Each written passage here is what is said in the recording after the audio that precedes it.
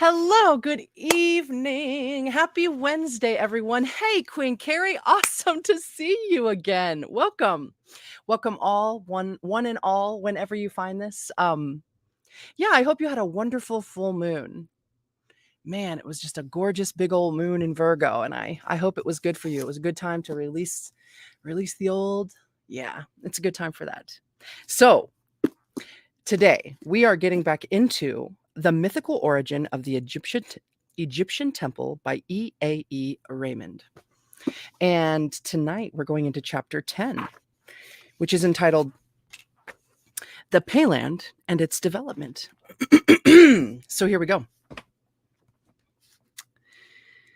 The attempt to understand the Egyptian theory concerning the origin of the actual land in which the historical domains of gods were founded is beset with many difficulties. The Egyptian documentary sources provide no other relevant texts. There are no similar narratives to cite in illustration of the statements that can be deduced from the first and second Edfu cosmogonical records. Between the revivification of the earlier domains that were believed to have existed in the island and the creation of the actual land for the new domains of the second generation of gods, there was a period of time during which the sacred life developed around the substitute of the vanished world. The text speaks of the constitution of sacred places. Constitution. The text speaks of the constitution of sacred places for the worship of the ancestors in which the new generation of gods found their first home. The Edfu accounts suggest what might have once been the general history of the origin of sacred domains in historical times. This view was in particular supported by the manner in which the name of the god for whom all these domains were created was written. His name was never written in full, but only by the sign, which is like a hawk. It's a hieroglyph. I don't know. I'll hold it up and maybe you can see it. It's right here. It's a bird. Or maybe it's a falcon. But yeah. By the sign bird occurs in the text. As already mentioned, there is no evidence that the god described as this hieroglyph bird could only mean the falcon Horus. Okay, because I was thinking Horus too. Crunchy B, good to see you, man. Welcome in. Happy Wednesday. Let's put my hat this way a little bit. Okay, there we go. Welcome, dude. Horus. Okay. Could only mean the falcon Horus. The sign reads NTR too, and it has been noticed that once in our narrative, this sign is replaced by the name NDB, the winged one. Considering this, in the view of all the points of similarity in the three accounts that form the first Edfu cosmogonical record, we conjecture that in the background of this creation story lies the tradition concerning the origin of sacred domains of the NTR god. A further argument that can be found in our document is the definition of the field of reeds, which played the most important part in all the actions occurring in the constitution of the sacred domain.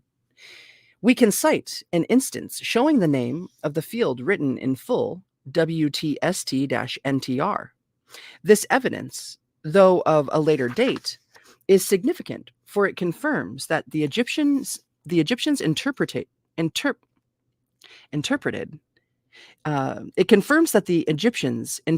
the name of the field as the Wetcheset Neter.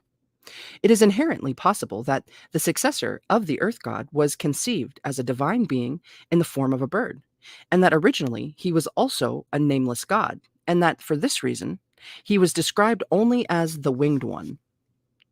This, we may say, might have been the original conception of the NTR god, at least as far as this tradition is concerned. Perhaps even at an early date, this sacred bird was equated with the falcon, then the falcon Horus.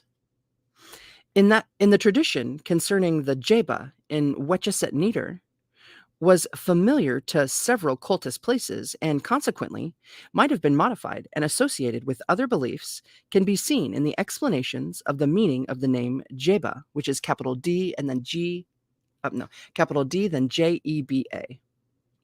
We find them in the lists of the mythological names of the Edfu temple incorporated in the building text of the enclosure wall.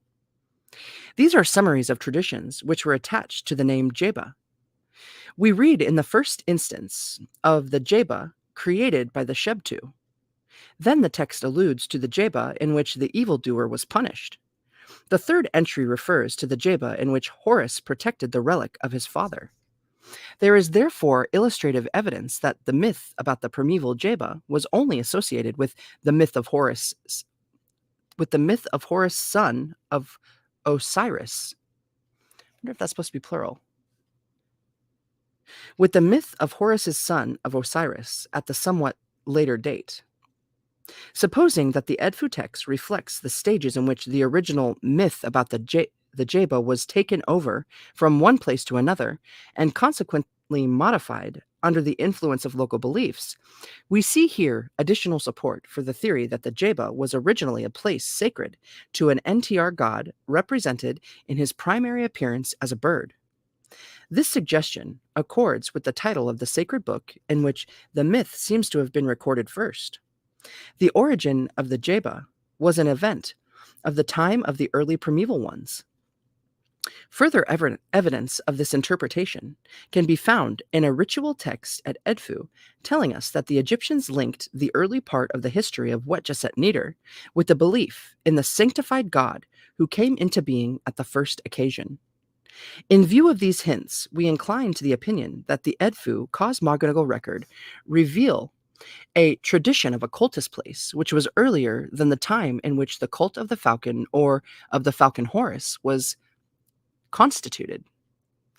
Having abstracted the facts and beliefs which can reasonably be considered as specific to the cult of the falcon, we may now embark on an outline history of the foundation ground for the sacred domain of the god, NTR, who was believed to have come into being at the first occasion. The new fact borne out by the study of the Edfu texts is the conception of the origin and the primary nature of the land in which the first domain of the god of historical times was believed to have originated. Our document does not deal with one plot of land, but, on the contrary, mentions a number of them which appeared around the edges of the original island.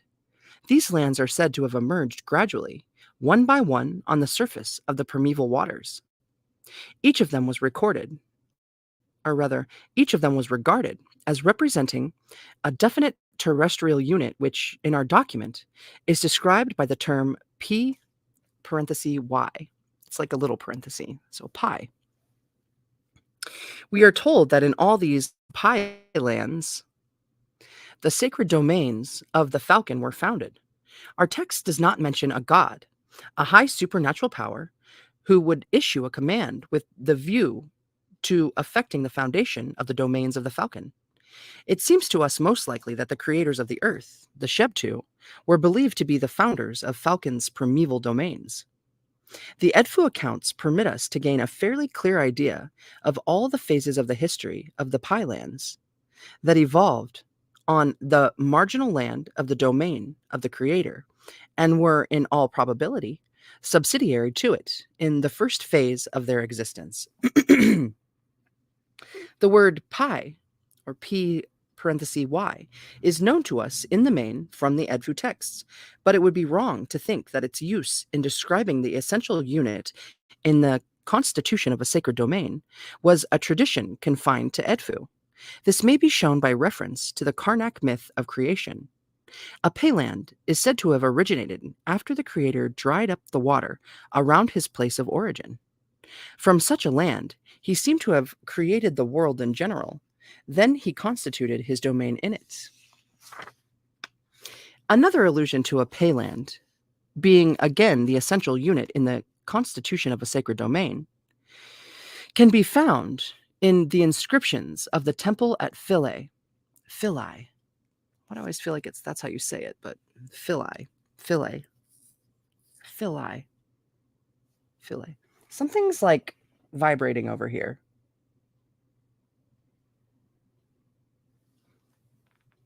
Okay. The text is very brief. Nevertheless, it discloses an interesting view of the function of the payland. This word payland describes a land that emerged from the water in which the cultus place of Osiris was founded. This payland is defined in the text as a territory which was decreed to Osiris in the beginning. Although there is no further explanation in the Philae text, this allusion probably hints at the same theory as that enshrined in our Edfu texts. In both, in the myth about the primeval domains of the falcon, as well as in the Osiris myth, the payland is the final type of land in which the cultus place of the god was to be founded.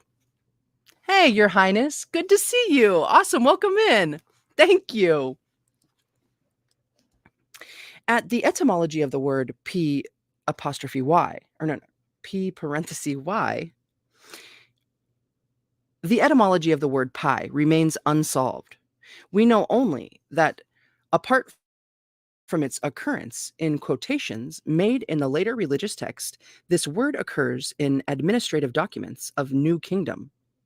No certain answers can be given to the question, what was the nature of the land named Pe? The part of the Edfu account devoted to the description of the origin and functions of the Payland is, therefore, of real interest. It sets out clearly that the name Pe applies to a specific plot of land. This then appeared only after having been formed beneath the primeval water and emerged on the margin of another and earlier terrestrial configuration, such as the island IW. Such as the island. In the myth, the emergence of these paylands is connected with actions of symbolic order. It is explained that the payland emerged, or BS, after a rite was performed over certain IHT, which in our document are never accurately described. I think IHT means substances too. They appear to be portions of the primary matter symbolizing the earth, which is to be created. The payland, therefore, resulted from two factors. In the first place, there was need of a magical rite, which is said to have consisted of uttering sacred spells.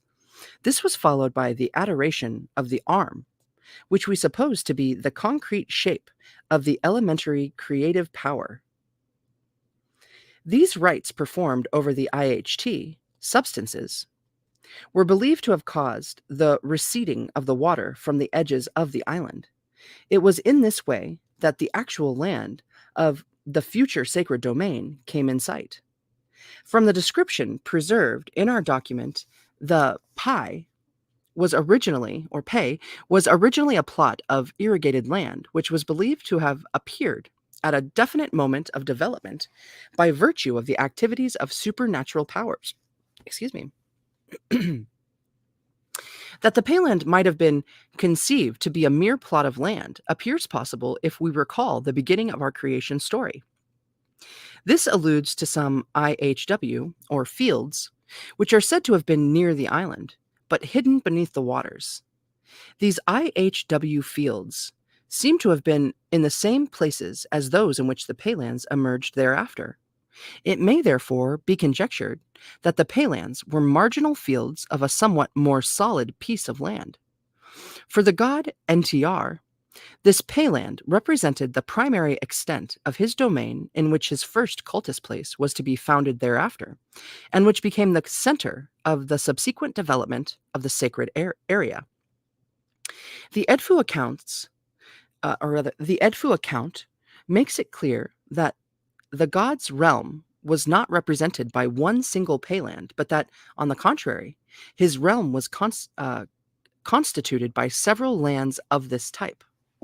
You know, as I read this, what's that game called? I should have thought of that before I started talking.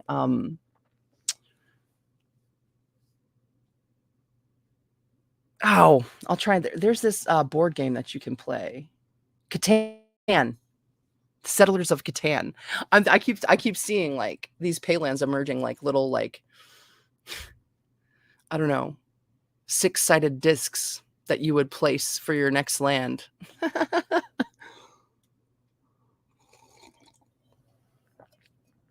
I loved that game. That was so fun. Mm. Oh, yeah.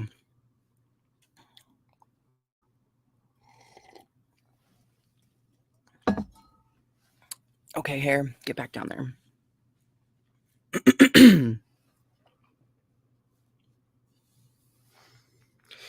The emergence of the Paylands marks the final stage of the creation of the world of the gods in the primeval age, which we imagine as the starting point of the physical world of men. The Paylands themselves were the means by which the actual world developed. The narrative, however, does not go as far as to include the appearance of men on the lands created for the gods. It appears as though this narrative aims at proving that the earth created during the second era of creation was the land created only for the new generation of divine beings. It is inherently possible that the Edfu narrative hints at a progressive creation of the earth. We may say that after the appearance of the original series of paylands around and along the edges of the primeval island, there was a process of what might be called a continuous creation by the emergence of a progressive series of plots of lands on the edges of the already existing paylands as the water of the primeval flood slowly subsided.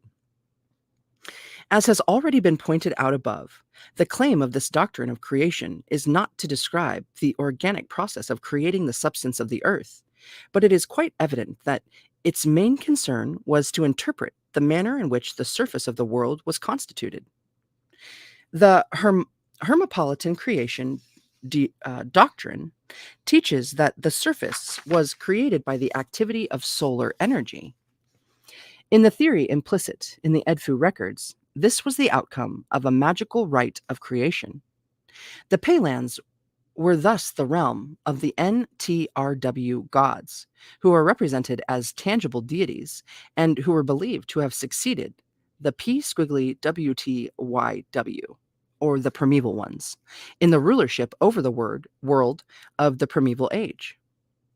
It is of interest to refer once more to the text incorporated in the building text of the pure ambulatory of the Edfu temple, which we have already discussed above.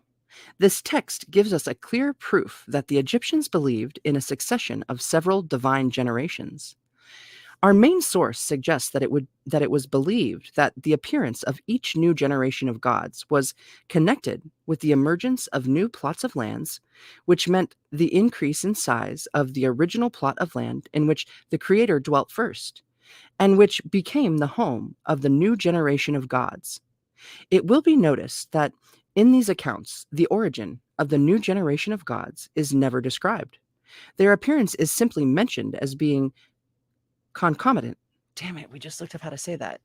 Is that how you say it? Concomitant, I think. The appearance is simply mentioned as being concomitant with the emergence of the earth.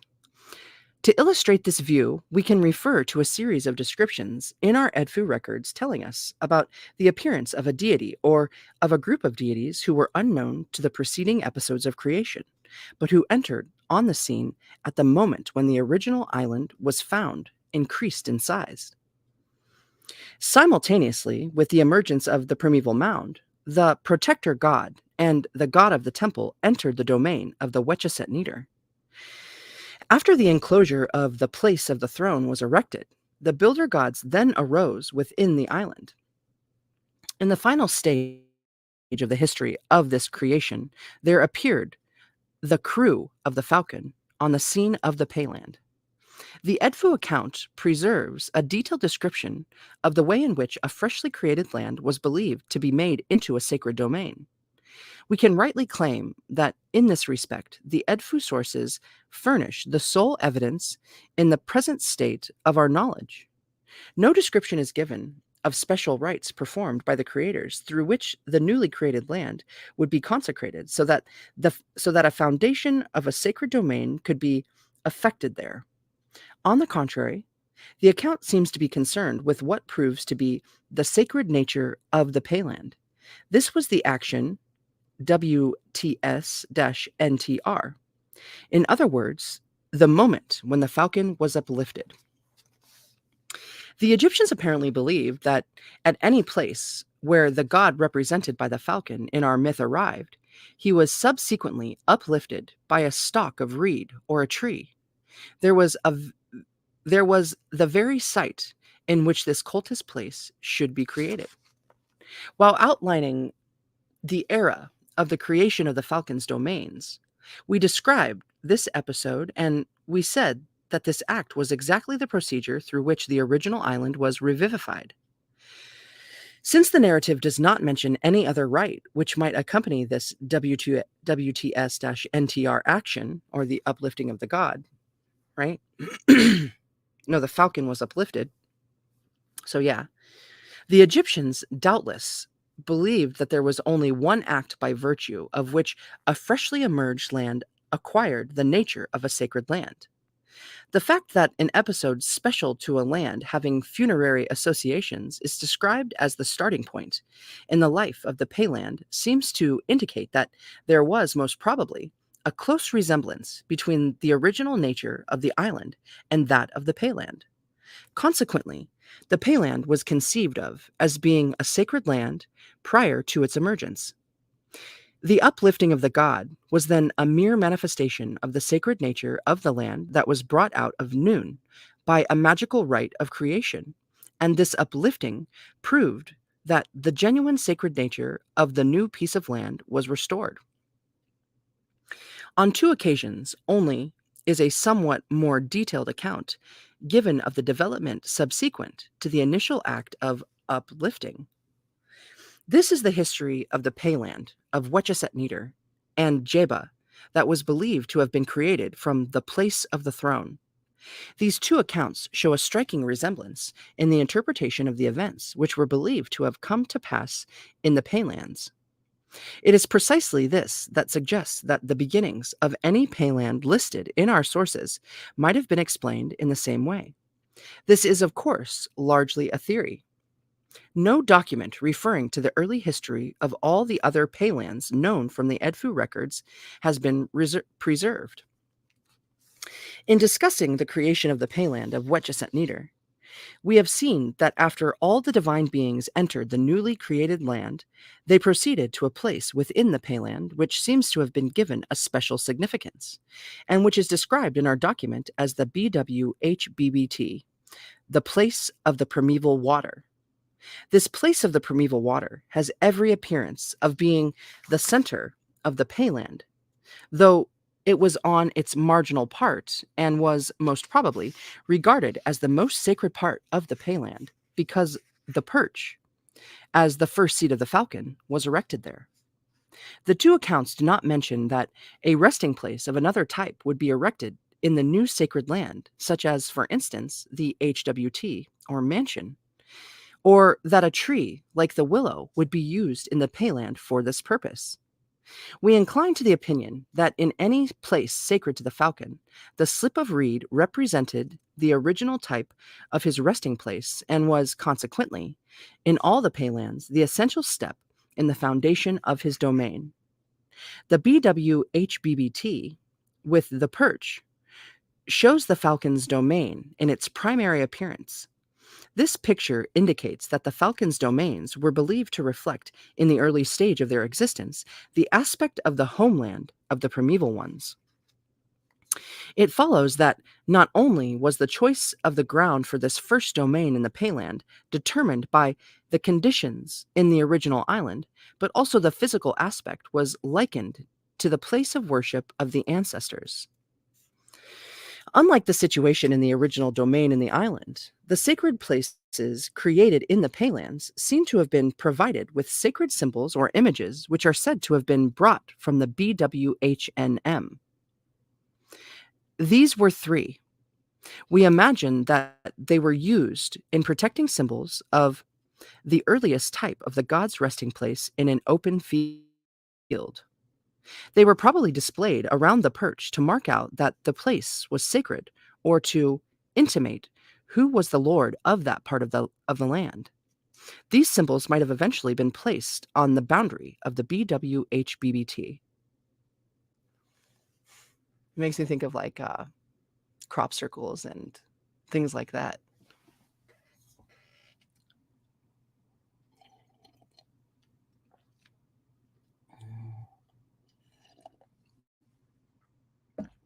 Mm-mm-mm-mm-mm. It is of prime importance that the first protecting symbols that were in the Payland were believed to have been brought from a center of creation of the earth.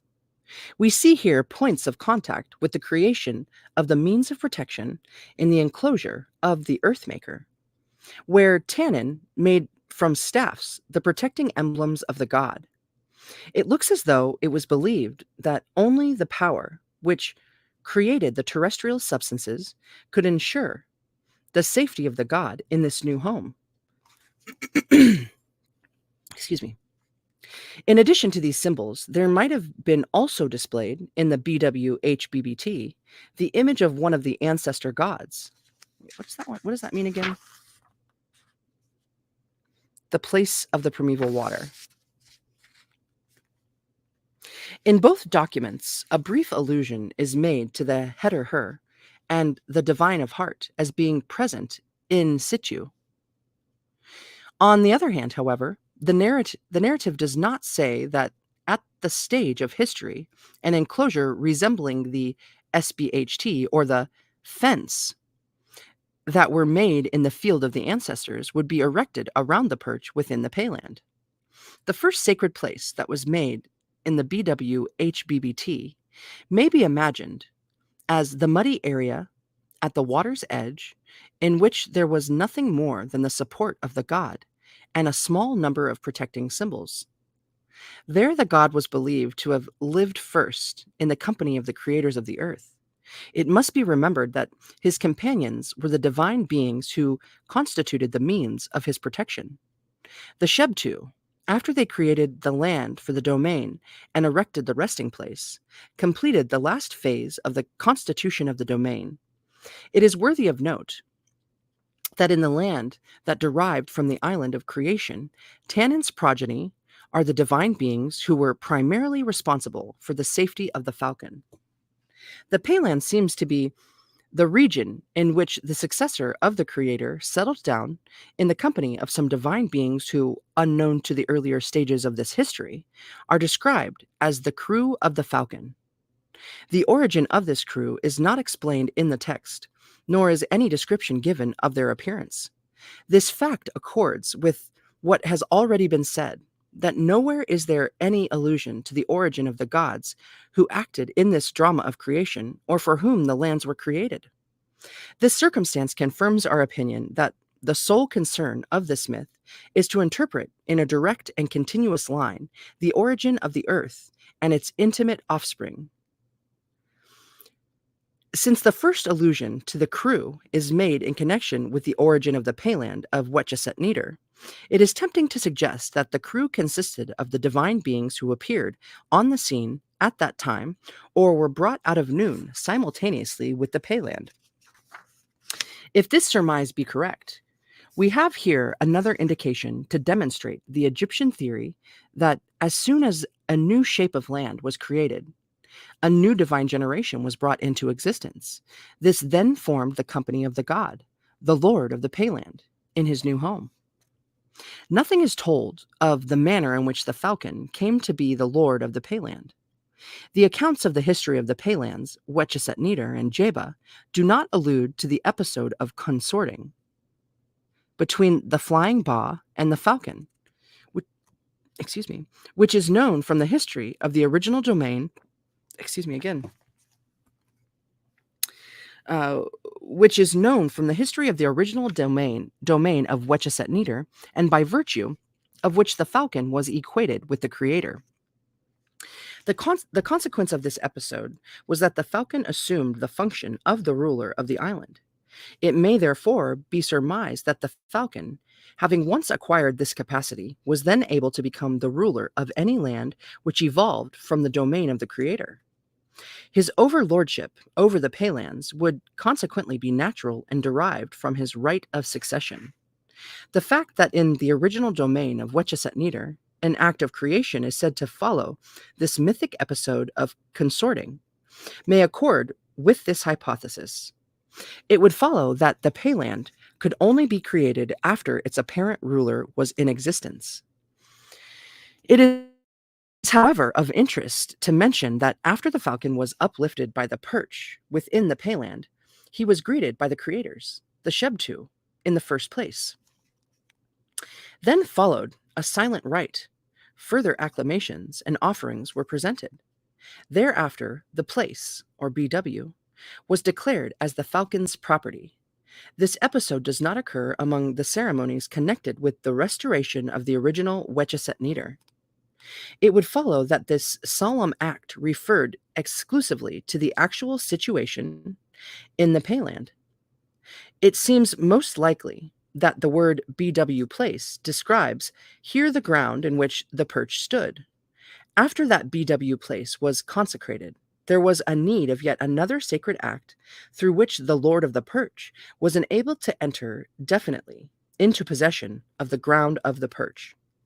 The narrative does not mention the authority who could make this declaration and does not assert that this declaration might have been the words of the Ka or the flying Ba. It may very tentatively be suggested that the divine beings who were present in the Payland, who were the Shebtu, the builder gods, and the crew of the falcon, did so.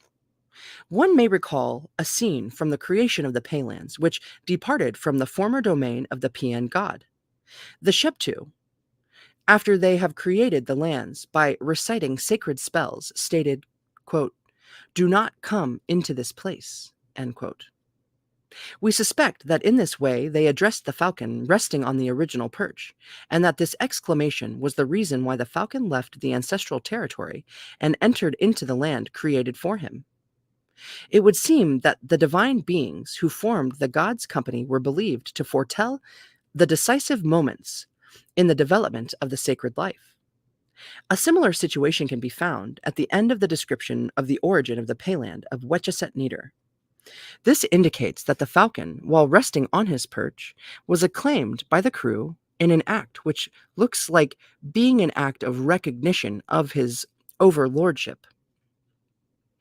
The crew greeted him as their NDM. The word NDM is new. As far as our instances go, this word occurs only in connection with this act of proclamation in the Payland. We suggest that in this tradition, the word NDM has a special meaning and describes the deity who was to become the legitimate lord of the Payland. The natural right of the falcon to be the ruler of the Payland thus required two additional episodes. In the first place, a declaration to the effect that the ground of his perch was his imminent property, then an act of recognition of his overlordship. These statements were not made by a higher divine power, but it is clear from the text that both were issued by the deities who were the companions of the falcon in this new home, or in his new home within the Payland. The falcon, then, having been recognized as legitimate ruler of the Payland, seems to have addressed his crew. At this point, the text is written in a very difficult and almost enigmatic manner, and its meaning can only be guessed at with the help of an interpretation of a later date. The god's words may have been the words which the Ka was believed to have communicated to the falcon in the perch of the original island. Hence, these words might possibly have formed part of a set of divine regulations for the ordering life, or rather, okay, let's try that again. Hence, these words might possibly have formed part of a set of divine regulations for ordering life in the sacred place. This, however, is inevitably somewhat hypothetical. If, however, it be correct, it provides additional support for the theory that the sacred life on the Payland was envisaged. How do you say that? Is that how you say that? Kiki, good to see you. Hey, welcome in. Awesome. envisaged, envisaged, envisioned, envisaged. So, if, however, it be correct, it provides additional support for the theory that the sacred life on the Payland was envisaged as being similar to the life on the primeval island. The crew of the Falcon appears now, apart from the Lord of the Perch, to be the chief divine inhabitants of the Payland. Their function in the Payland is not clear from the first, but that the Shebtu, after the Payland was consecrated and the protection of the god was constituted, sailed away, and that the crew took their place in the Payland seems to be possible if we recall the end of the first cosmogonical record. It is stated that the, quote, crew had approached. The Shebtu sailed away, question mark. The crew of the Falcon came close, having perceived the Payland of the Falcon. With the help of an interpretation of a later date, we can reconstruct a rounded picture of that moment in the history of the Payland. Although the beginning of the later record is damaged, we can read in the remaining part of the text sacred spells while passing by according to the words of the Ka. Thereafter, the text alludes to the arrival of the crew. We suggest that in the damaged part of the secondary record, the name of the Shebtu may be restored. We imagine that the Shebtu, while reciting sacred spells, perhaps spells for the protection of the sacred domain for which they created the actual land, left the Payland at the command of the Ka. They went, perhaps, according to his orders, to another part of the mythical world to continue their creative task. If we accept this reconstruction of the mythical situation in the Payland, it would follow that the Egyptians believed that when the elementary phases of the creation of sacred domains came to an end, the part which the Shebtu played in its origin was thereby completed. It ended at the moment when the protection of the perch was constituted. The crew might have replaced them in the forthcoming stage of the history of the Payland. They perhaps made their settlement there. The tradition reveals that the Falcon himself invited them to settle down beside him. Their duty is described by the expression NDIHTN P parenthesis Y, or to protect the substances of the Payland, or to protect the IHT of the Paylands, in which the god dwelt. It is clear that the crew was since then regarded as the main protecting force in the Payland. What, however, the IHT of the Payland were is not stated in the text. It may be surmised that these IHT might have been the same IHT used as constituent elements in the creation of the Payland. If so, it would follow that the substances needed for the creation of the actual earth of the Payland, the symbol of the earth, represented the first sacred objects of the domain of the Falcon. This may explain why a special guard of them was constituted in the domain, and this task seems to be the duty of the new company of divine beings described as the crew of the Falcon. In the view of these allusions, we may say that the substances which caused the Payland to be were believed to form an integral part of its existence, and perhaps on their presence within the Payland depended further development of the area sacred to the Falcon. The mention of the IHT as being present in the Payland after this was definitely occupied by the gods. The mention of the IHT as being present in the Payland after this was definitely occupied by the gods recalls the scene in the BW-HNM, the place of the well, where the IHT were stored underneath a willow and were adored before the start of a new period of the creation of the earth. Nevertheless, these IHTs seem to be part of prime importance in the life of the Payland, as will be explained below. See, like I just assumed that it meant substances, but she's saying that it might mean something else. It's interesting. Especially when you learn that, like, these symbols that Egyptians, like the hieroglyphs that they wrote in, they're like blocks of ideas. It's not just one word. It doesn't match up to like letter for letter. It's like an idea that they're expressing. Interesting.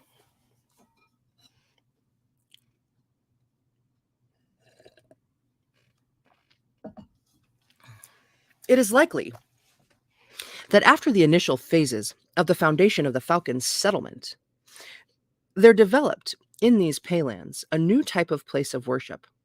In the primeval island, all that the evidence permits us to say is that the place of worship was primarily a simple, primitive type of enclosure. On the Payland, in contrast, the use by the crew of the Falcon of such words as HNM to construct and NHP to fashion suggests that a much more developed place of worship, a duly constructed building of more solid materials, perhaps existed. The record explicitly indicates the circumstances and conditions that underlie the origin of the new type of sacred places created in the Paylands. The Payland was regarded as the imminent realm of the Falcon, for it is defined as the P apostrophe Y N B I K, the Payland of the Falcon. The choice of the exact site on which the first properly constructed sacred place of the god was to be created, however, depended on the will of the dead god. Unlike the situation in the original Wetchesset Neater, the speech of the crew discloses yet another belief distinctly different from the tradition of the earlier domain. It is stated that the part of the Payland in which the perch stood was to be constructed, or HNM, because this place, BW, was bequeathed to the Falcon by the Ka. This is an entirely new idea unknown to the previous orders of creation. The origin of the first sacred place of the Falcon in the Payland was not only a rebirth and restoration of a sacred domain that vanished. The Egyptian theory evidently was that the first sacred place, which was in its physical appearance different from the usual type of the primeval resting place of the god created in the original island, was not brought into existence by the procedure of revivification. The first sacred place in the Payland was to be constructed.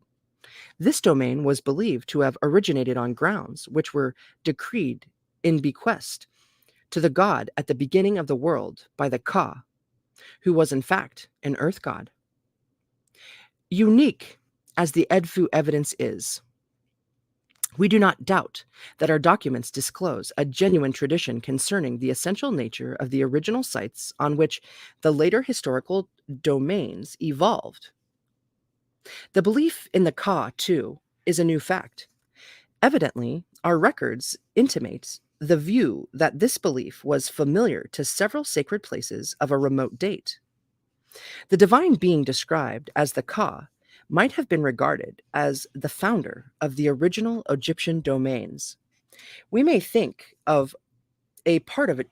We may think of a part of Egypt, of a district which, unfortunately, we cannot identify, but in which it was believed that all the sacred places that existed, there were foundations made by the earth god himself at the beginning of the world. It has been noticed that throughout the development of the mythical history of the island of Trampling, as well as that of its offspring, the Paylands, the dead ruler, the Ka, seems to have played a prominent part. This mythical personality is known to us only from the first and second record. As has been pointed out above, he seems to be related to the PN god, this one. He is the first divine being to appear in the island of creation following the arrival of the creators of the earth. It was he who gave the instructions to the Shebtu as to how to fashion the perch of the falcon. As the ground of the perch was originally his own domain, it becomes now logical that he did so. At the end of this series of acts of creation, he determined by his bequest the exact site on which the first domain that survived in historical times was to be founded. Although he is never pictured as a physically real deity, he was regarded as the chief authority who issued commands for the foundation of mansions in which the gods of historical times were to be housed. He was believed to have stood behind all the phases of development of the sacred places that took origin in the island of creation. These beliefs seem to have inspired the view expressed by an interpreter of a later date who described the Ka as the Ka whom no man has seen, even this god, the Ka who established the temples. Wow. Genevieve, welcome. Awesome to see you. I hope you had a great full moon. Full moon in Virgo. Yeah, plus Saturn's going, in Pisces and like, yeah, the feels, right? Practicality, bigger picture stuff.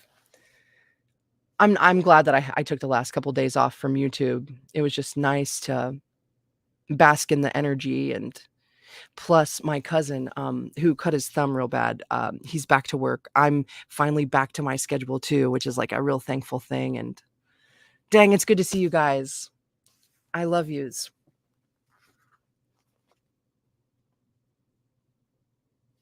Balls. Temples, that was the last thing, right? Yeah. We mentioned that a part of the Payland was believed to be of special significance because the Ka resided there. This is sufficiently clear from the statement of the Assembly of Gods who attended the consecration of the Payland. The former dwelling place of the Ka is described only as a BW, or place. No detailed account of its eventual appearance is preserved in the Edfu text. This BW place of the Ka, however, is another new fact that has emerged from the study of our documents. It is hardly possible that the place of the Ka would be the same place as the underworld of the soul mentioned in connection with the revivification of the original domain in the island. The account of the origin of the Payland does not allude to the underworld at all.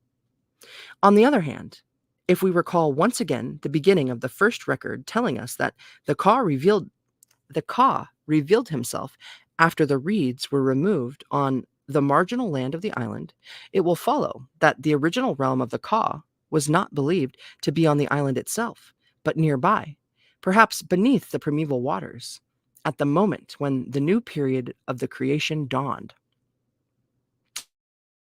This would seem to indicate that he appeared exactly on the brink of the earth, which was still beneath the waters, and that he came from the fields, which at that time are said to be submerged. Since it is highly probable that these IHW fields were the later Paylands in which the domains of the Falcon were founded at the command of the Ka, the emergence of the Paylands must have entailed the appearance of the actual land of the realm of the Ka. The Payland probably represented the realm of the Ka, and so perhaps all the Paylands which are mentioned in our documents. The marginal part of it, on which the Falcon rested later on, might have been the center of the realm of the Ka. It is known that the place on which the perch was erected is described as the BW place, but it is less likely that this BW place may apply to the whole Paylands. It would be too small and would represent only the nearest surroundings of the perch.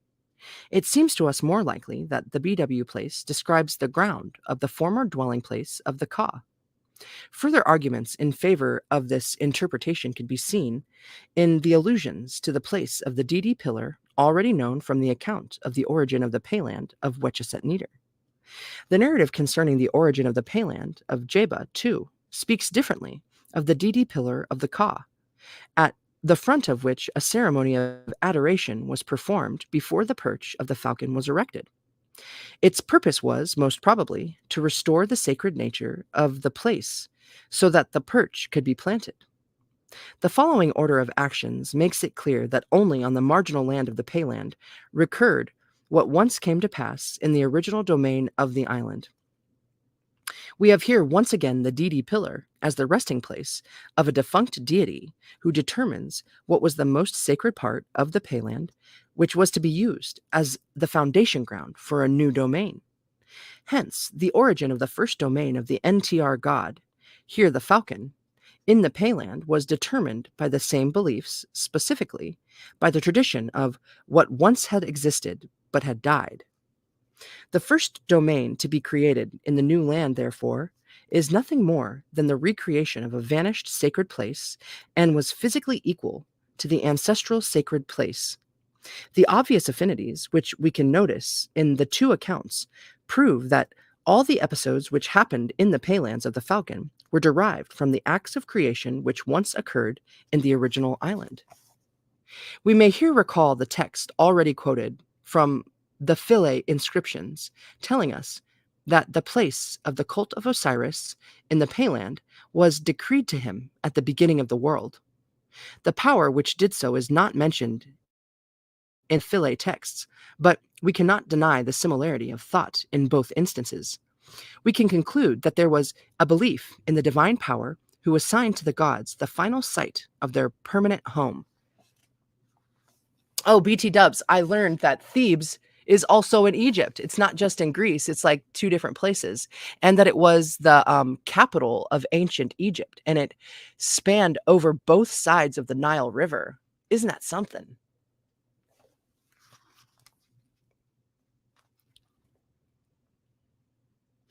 The general significance of the theory, which we have been outlining, can be seen in the fact that the same process of creation of the actual land for the sacred domains is interpreted as emanating from three different parts of the original island, each of which shows an entirely different physical aspect. This is undoubtedly convincing evidence that there was one single theory which was familiar to at least three early cultist places. In imitation of the original sacred domain in the Payland that resulted from the command of the Ka, other domains came into existence, but each such domain claimed that it was built on the original sacred land. Thus, the historical domains came into existence with their temples, and thus it came about that so many temples could claim to be the actual site on which the creation first took place. Ooh, you swam in the Red Sea? Wow! Ha! Juicy. Dude, that's cool. Oh man. I put honey in this. Mm. Yeah, I got some brand new honey today. It's very good.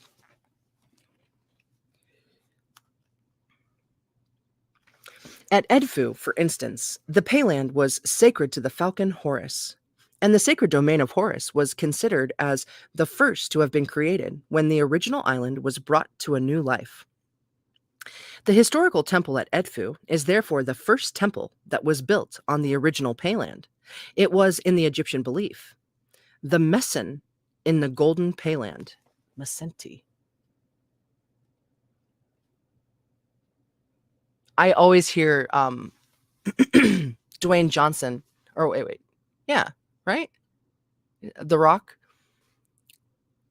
the Scorpion King, in the beginning of like the second Mummy movies. He's like, to Mesenti! Just saying. Hey, good to see you, Robert. Welcome in. Awesome. Welcome. Happy full moon. I hope you had a great full moon, dude.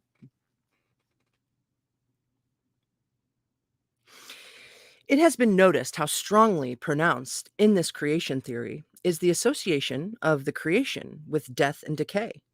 We may say that this is the leading idea of the history of the early sacred domain in the island as well as of that of the Paylands. Although the Edfu narratives preserve the account of the origin of only two Paylands sacred to the falcon, we incline to the opinion that the bringing into existence of all the Paylands listed in our sources, their making into sacred domains, produced in the same way. We could suggest that the mythological situation that can be reconstructed from these two accounts may be applied to any Payland. We have already pointed to the characteristics of this creation theory in describing the importance of the cultist places of the ancestors in the creation of historical domains. These trends of thought could hardly be the result of a derivative or local tradition, such as, for instance, the Edfu tradition may be. While looking over all the phases of creation interpreted in our records, we sense the influence of much deeper reasons. In all the eras from which the sacred world of the gods resulted, death was only the first step towards a new phase of creation. The butterfly. We have also seen that in our drama of creation, the process, or rather, let's try that again. We have also seen that in our drama of creation, the progress and development of the sacred places was always assisted by ancestral deities. Nothing is known about what might have happened to their enclosures within the original island after the falcon was definitely settled in his own domains. But their places of worship were in situ prior to the creation of the domains for the new divine comer to the island. Their decay seems to be conceived of as the main cause of the origin of the new domain. This circumstance attests and emphasizes their role in the creation. We conclude that their existence appears as only a part of the history of the latter. Strictly speaking, the idea inherent in the history of the Paylands is that the death of an entity is the cause of the origin of a new phenomenon. The dead domain of the creator was reborn after it was destroyed, and its rebirth meant the origin of a new sacred world. Our documents show, in a modified form applied to a particular case, one of the major thoughts of Egyptian wisdom in general. Death formed only a part of the creation of the world because the creator did so when he created life and death. These trends of thought are associated with the existence of the primary matter and implicated in the conception of the nature of the land, which was the starting point in the existence of a sacred domain from which the temple derived later on.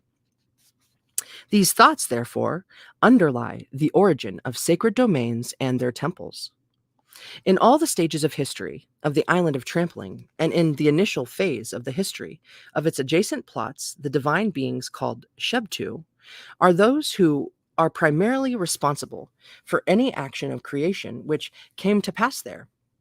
There were creators who, by virtue of a magical rite, recreated and brought to a new life that once, or rather,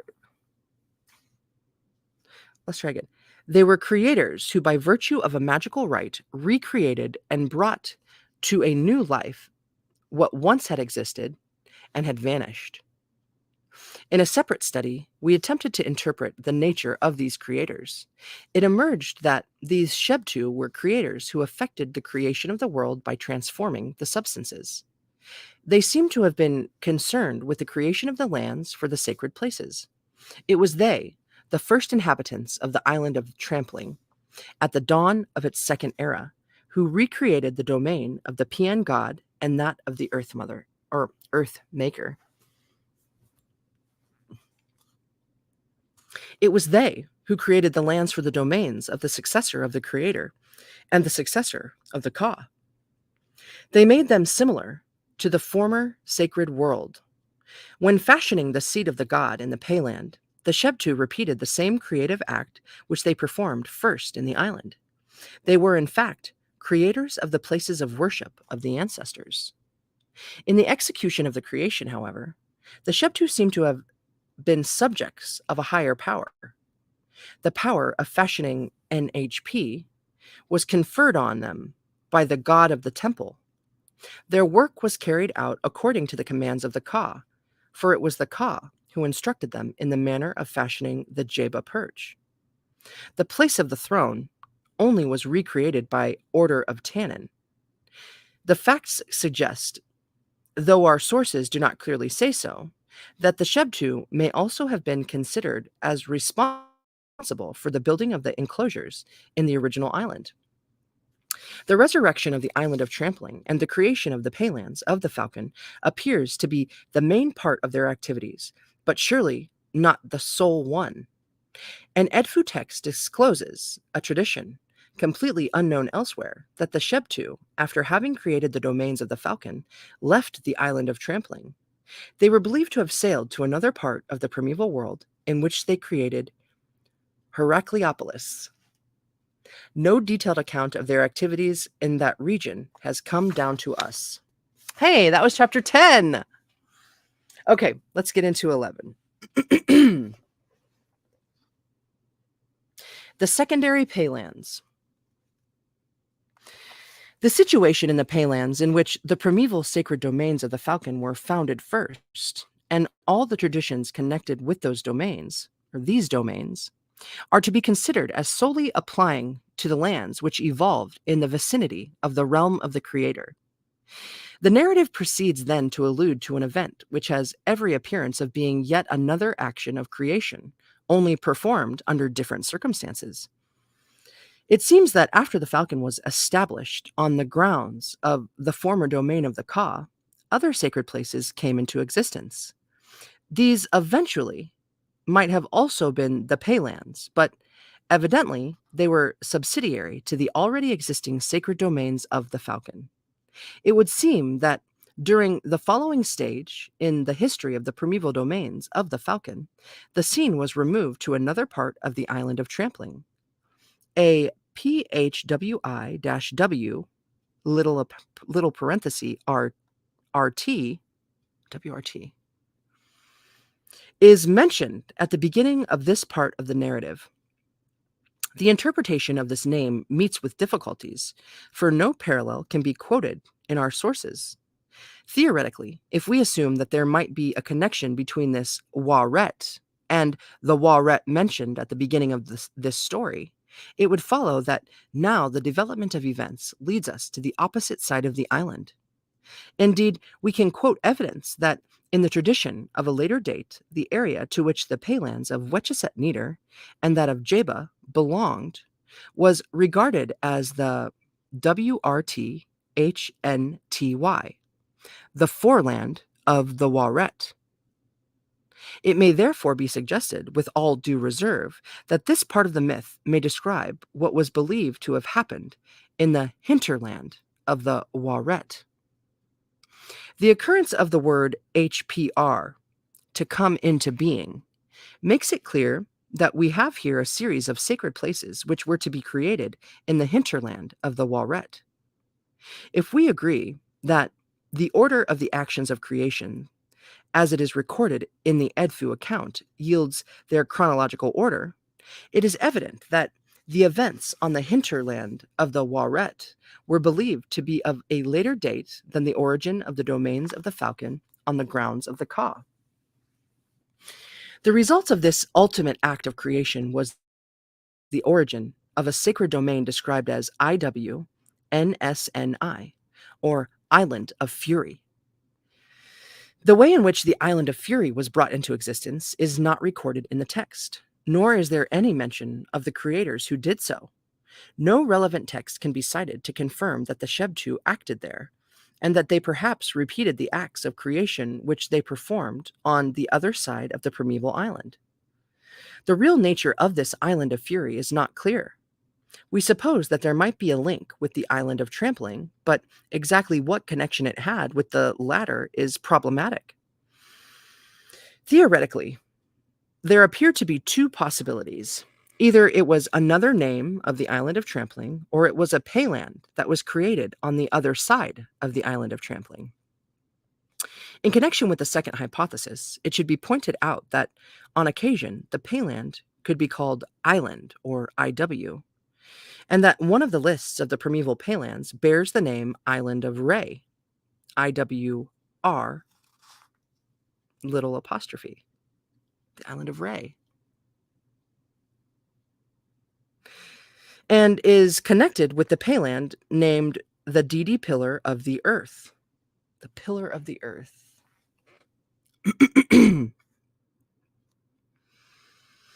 The name IWNSNI,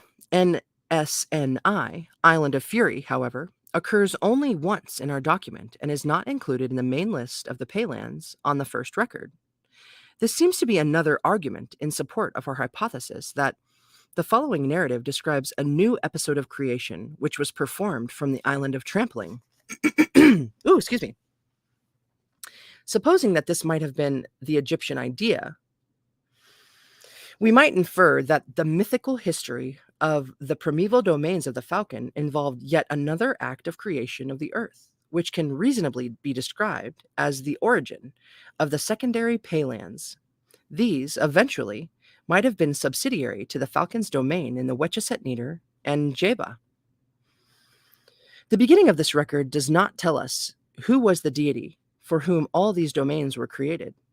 Two place names, however, could be stressed because they appear to be relevant in this respect.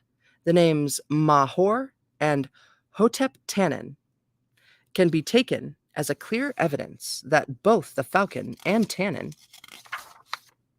the principal deities of the Payland of Jeba, had their resting places in the presumably new area, and that probably they were also the chief deities of that part of the primeval world. From this point of view, it is possible that there was a direct connection between the main part of the island of Trampling and the newly created region. As Tannen is here mentioned as the principal deity, it is tempting to suggest from the first that this particular act of creation might have emanated from the BWHMR, or the place of the throne. On the other hand, however, this view would appear doubtful because it was the creation of the Payland of Wetchesset and that of Jeba that seem to have started from the place of the throne. No document is preserved to tell us of how the mythical situation might have evolved in the original Paylands sacred to the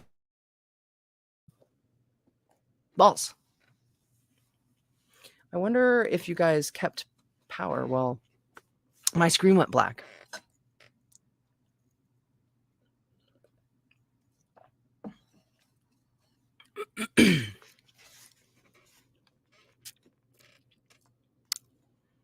Where do I go?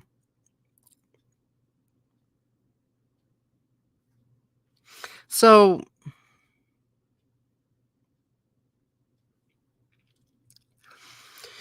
as Tannen is here mentioned as the principal deity, it is tempting to suggest from the first that this particular act of creation might have emanated from the BWHMR, the place of the throne. On the other hand, however, this view would appear doubtful because it was the creation of the Payland of Wetchesset and that of Jeba that seemed to have started from the place of the throne. No document is preserved to tell us of how the mythical situation might have evolved in the original Paylands sacred to the falcon after the creation of the original settlement was completed. It may, however, be surmised that the falcon, after he spent some time in his own domains, journeyed, probably the company.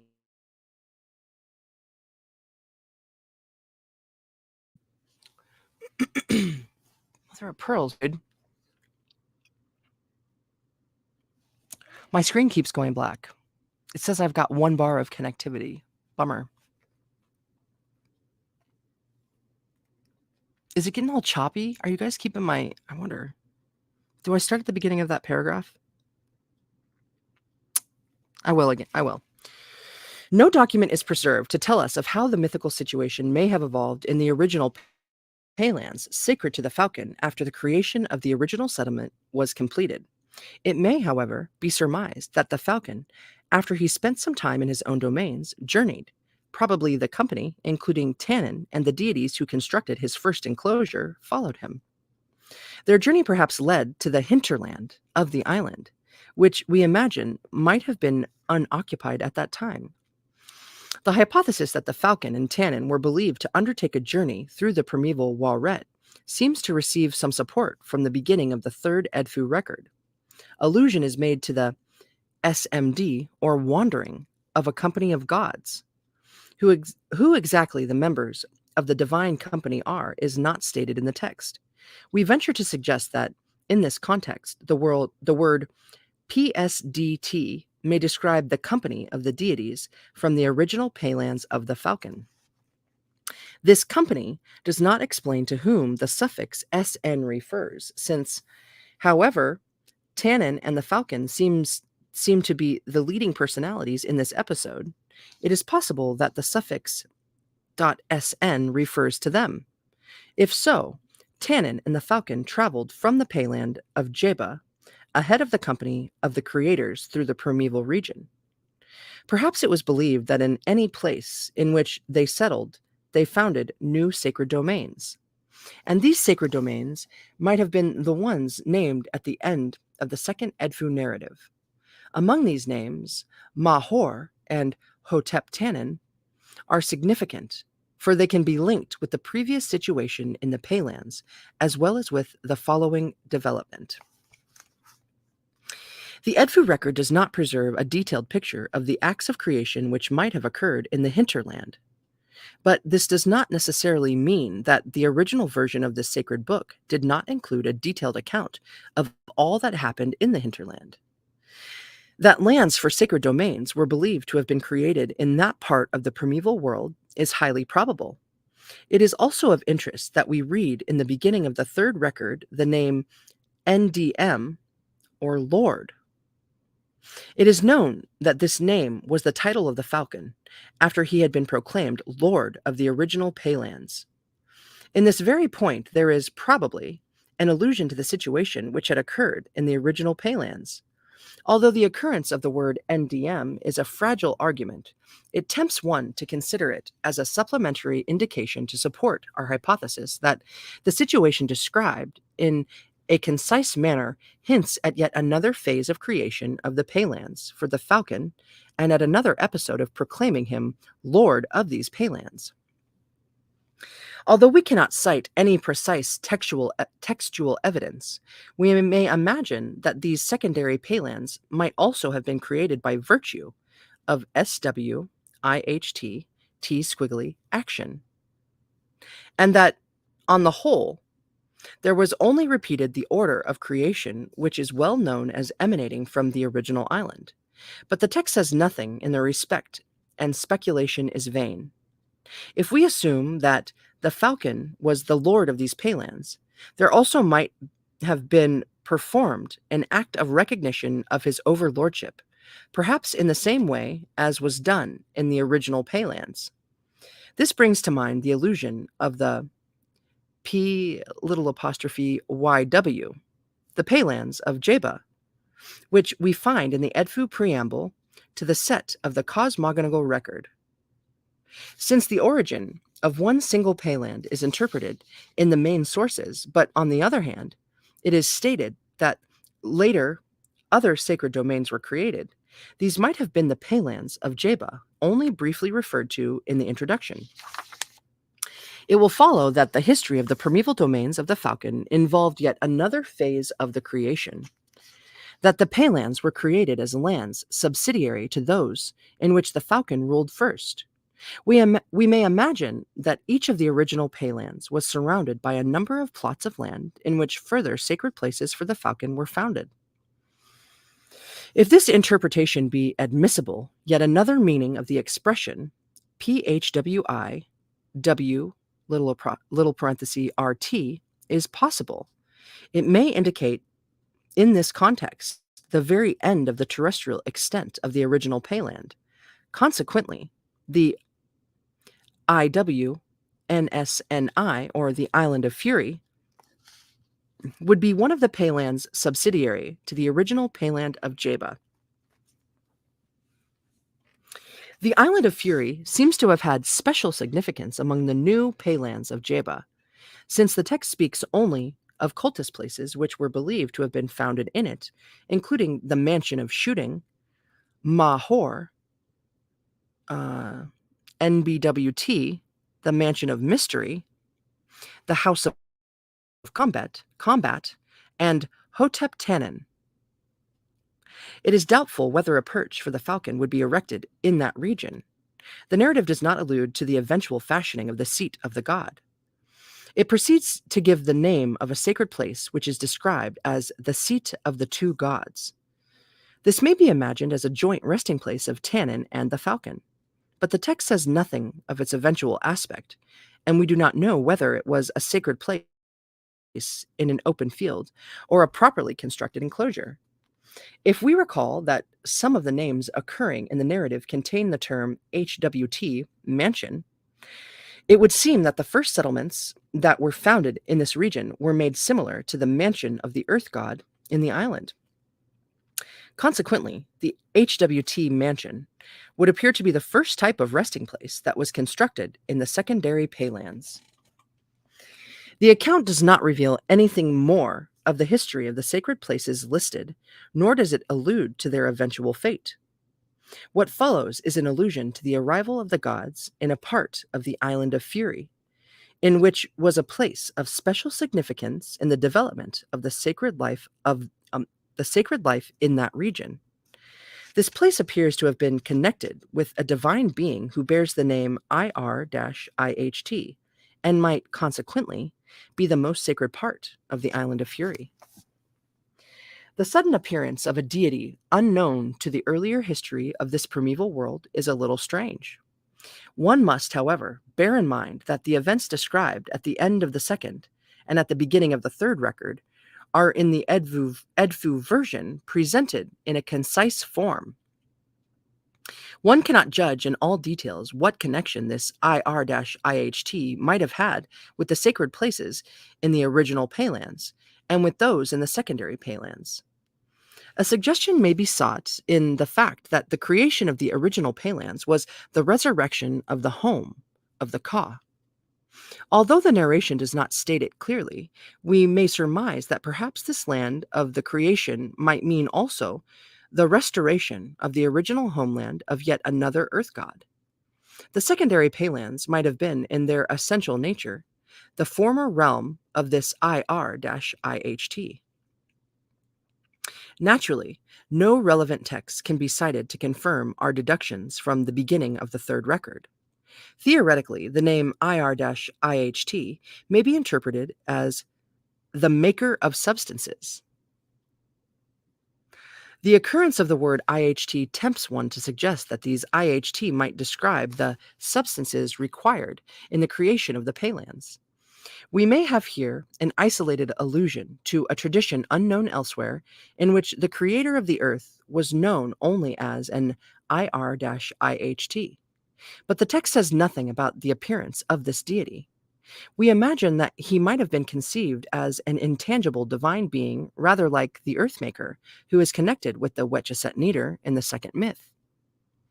That this IR-IHT was regarded as the creator of the earth is confirmed by the abbreviated version of this myth, in which, instead of maker of substances, we read the name Earthmaker. Moreover, this maker of substances seems to have played the role of the M-squiggly ancestor in these secondarily created Paylands. It is therefore likely that he, as an ancestor god, had his resting place there, and that this might be the BW place to which the assembly of gods came, and which was the scene of the ensuing event. Since this BW place is described as the BWTPY, the first place, or the place of the first one, we think that the narrative alludes once again to the already known situation, and that we have here a clear allusion to an early settlement of an earth god which had disappeared, and which was the home of the maker of substances. The emergence of this subsidiary Payland may be imagined as entailing the appearance of the land of the former resting place of the earth god, which undoubtedly was in decay. No description is given of the eventual appearance of this first place, and no allusion is made to the probable process of its revivification. What appears certain is that we have here again a definite hint of the belief that the land of an early settlement of a divine power, who was an earth god, after having been destroyed, became the foundation of a new sacred domain.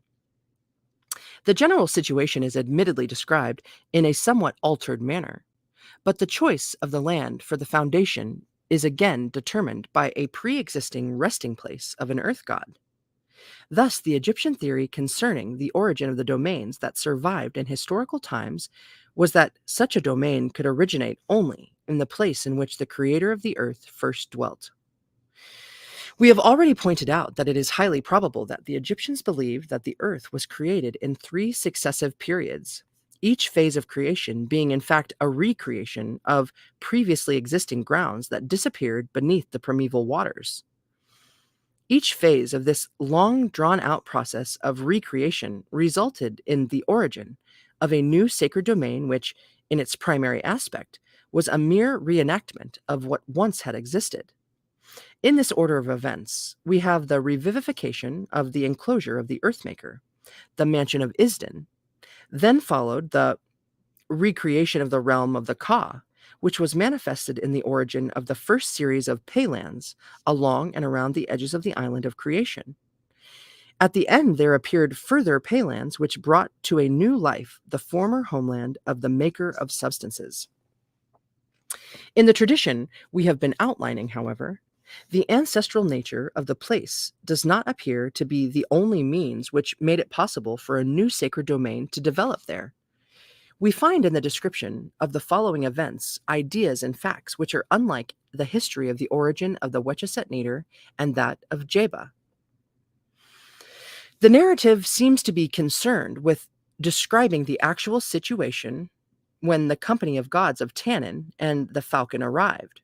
The first place of the Island of Fury was apparently in danger, for the R. Squiggly snake appeared on the landing stage of the island. The danger of his attack was undoubtedly the reason why preparations were made to consolidate the safety of that place. The way in which the protection of the place in which a divine power was believed to have been enshrined was arranged shows a tradition of an entirely different order from that in which the protection of the sacred places in the original Paylands was made. It is said that in the first place, the place for crushing, or BWTITI, was beings who resembled animals such as falcons, lions, snakes, and bulls.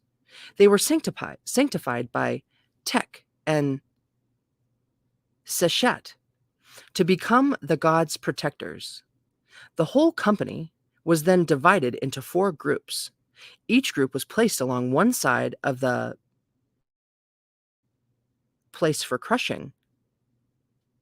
Okay, yeah. Interesting. I'm reading that sentence again.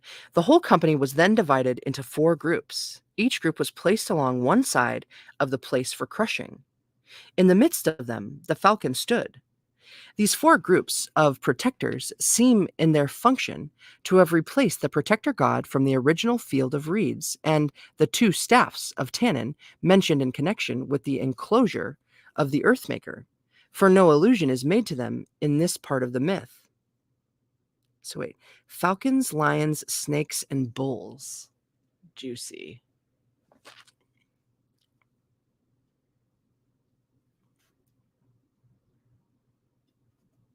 According to a view of somewhat later date, which we find in the abbreviated version of this myth, these 4 groups of protectors are described as the soldiers of Tannin, whom Tannin called upon to protect the god because the domain of the gods was created by the command of the Earthmaker. A decree of protection was promulgated by Tannin against the enemy of the god. Thereafter, the snake was overthrown, and the victorious gods are said to have settled beside him. It can be supposed that the expression SNDM and then R-GS, to settle beside someone, implies the Egyptian idea of the victory over an enemy. Settling down on the ground of the battlefield means here most probably that the land was conquered and definitely liberated from the enemy. It appears to be a very old custom, perhaps a custom of pre-dynastic Egypt, since in our creation story it is projected into a mythological plane. Nothing more is known of it. This mythical battlefield was then purified with a view to founding a sacred domain there. At that very moment of the mythical history, another deity appeared on the scene, completely unknown to the previous narrative. It is Re. The description of the arrival of the gods in this region does not give a single hint of the presence of the sun god in the company of Tannin and the falcon. He is also not mentioned in the episode of the fight. Consequently, it would appear that the sun god was believed to have joined Tannin and his fellows at the moment when the idea was cleared up from the enemy. This account sets out clearly that the final stage of preparing the grounds for sacred domains in the secondary Paylands was determined by events distinctly different from what happened in the history of the Wetchesset Nader and Jeba. In the history of the former, the foundation ground of the sacred domain was determined by what had once existed there. In the secondary Paleans, in contrast, though allusion is made to a place of ancestral tradition, this does not appear to be the sole and essential means which could make it possible to create a sacred domain. Moreover, in this account, it is not expressly stated that any of the acts of revivification were performed in order to bring the former dwelling place of the god to its former state. The ground of that early settlement, however, assumed another function. It was the scene of a fight. Thus, only through the fight and its victorious outcome was the god enabled to enter into possession of the ancestral place. Another difference from the history of the original Paleans can be seen in the part played by the falcon in the development of events. The falcon is not interpreted as a mere successor of the dead ruler, but instead, he acts and leads the combat. In this tradition, the falcon conquered the place of ancestral tradition so that a new sacred domain could be founded there. It is evident from this exposition that the third record describes a somewhat later and more advanced stage of the primeval age. This is demonstrated by the type of sacred places that were founded there. There is no allusion to the making of a there is no allusion to the making of a primitive resting place, as in the original Paleans.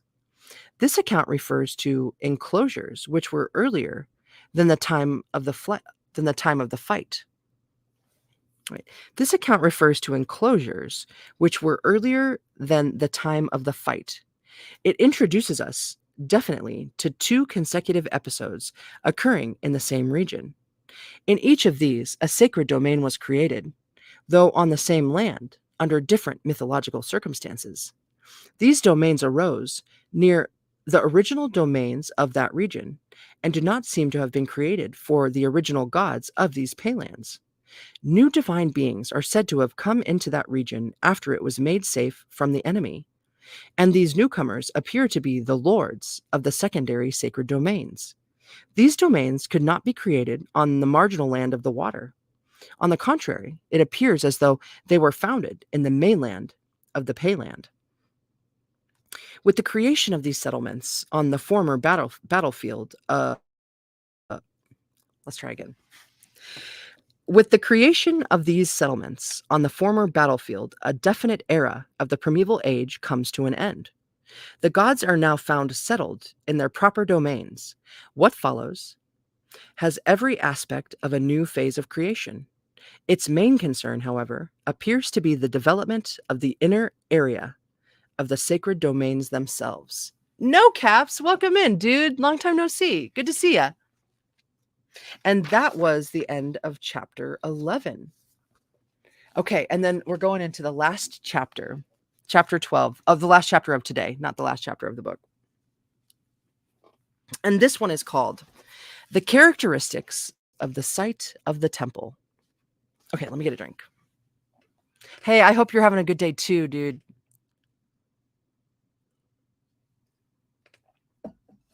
I have had a great day. It's been really good.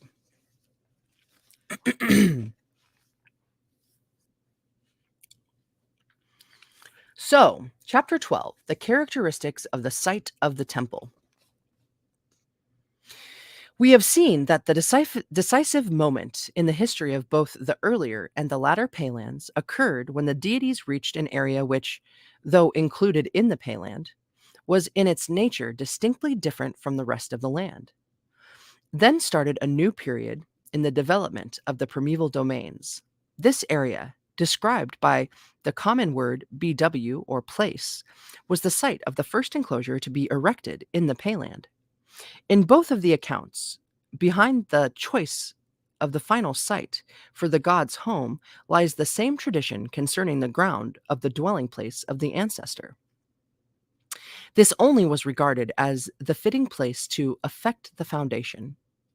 The circumstances that surround the choice of the site are distinctly different in each of these accounts. There is no similarity between the development of the events in the original Paylands after the Falcon became its supreme lord, and all that happened in the Paylands of a somewhat later date. We may eventually speak of two theories concerning the characteristics of the site of the first enclosure of the god in which the later historical temples were believed to have been developed, and suggests that these theories vary according to what was the real nature of the ancestral territory and whether it existed in the original Paylands or in the secondary ones. The original Paylands are described as being the realm of the deceased earth god, the Ka. Naturally, there must have been one single place where the private residence of the Ka was during the first era of the primeval age. This is said to have been on the marginal land of the territory and was believed to have enshrined the relic of the resting place of the defunct ruler. This, then, is never described as being a real object.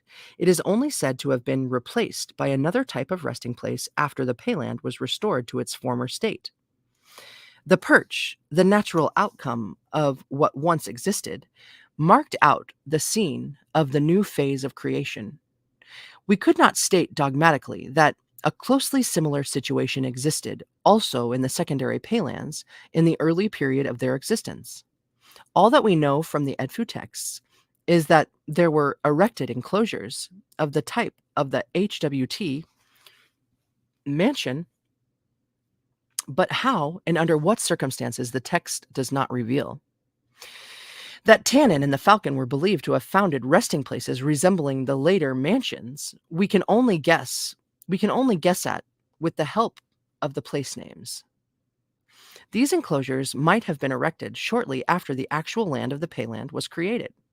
It is quite clear that these enclosures were earlier than the period of the fight, and that a tradition other than the myth of the fight was probably connected with their foundation ground.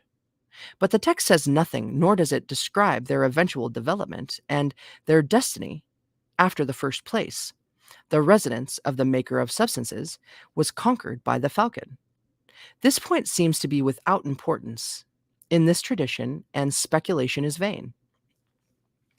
The main concern of the preserved part of the narrative is, therefore, the history of the first place in that region. This was primarily the dwelling place of the earth god described as the IR-IHT. The text does not explain what his resting place was. Certainly, the tradition concerning the DD pillar is foreign to this mythical episode. Moreover, there is no hint of the eventual restoration of this seat. It looks as though the fight, especially the metamorphosis of the ground into a place for crushing, was the means of revivifying its former sacred nature. All that happened after the gods conquered the area of the ancestor is described as being an act of purification of the battlefield. It appears logical and natural that the battlefield should have been cleansed from vestiges of the fight so that the assembly of the gods could enter into it. Hey, let's look that up. Hey, good to meet you, the Ogbo. Good to meet you. Hey, thank you. Welcome in. Awesome, awesome. Vestige. Son of a gun. Am I on the second page here? I got excited. Oh, hey, I'm not even in the concomitants. Yeah. Okay, so I think I did say that right. Purification of the battlefield, cleanse vestiges. Vestige.